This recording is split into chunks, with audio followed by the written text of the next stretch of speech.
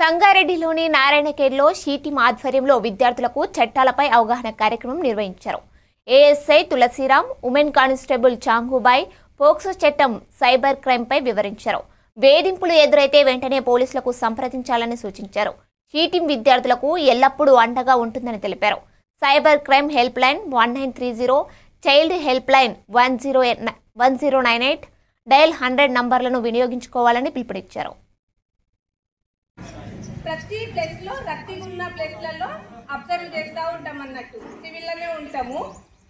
Sir నేను స్కూళ్ళ దగ్గర అయితే మ్యాక్సిమం ఉంటాం అన్నట్టు. మ్యాక్సిమం మార్కెట్లో, స్కూళ్ళల్లో, పార్కులలో, బస్ స్టాండ్లలో చిన్న పిల్లల కాడికించి ముసలోళ్ళ దాకా, చిన్న పిల్లల కాడికించి ముసలోళ్ళ దగ్గర వయసుతో తేడా లేకుండా మహిళల పైన అఘాయిత్యాలు జరుగుతూ ఉన్నాయి.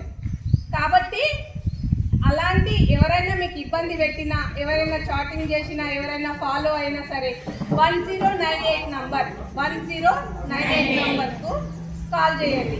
ఇప్పుడు ఎట్లా అంటే మీడియా చాలా ఫాస్ట్ అయిపోయింది. మనం ఎవరు చూస్తలేరు కదా, ఏం చేస్తలేరు కదా, మనం ఎక్కడైనా తిరగొచ్చు, ఏమైనా చేయొచ్చు అనేసి చాలామంది అనుకుంటుండ్రు.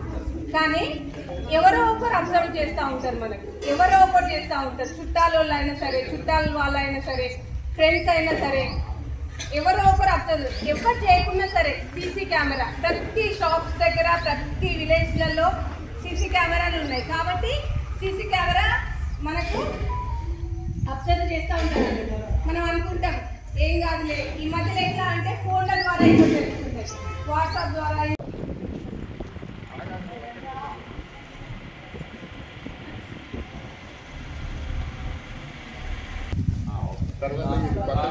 అఘాయిత్యాలు జరుగుతూ ఉన్నాయి.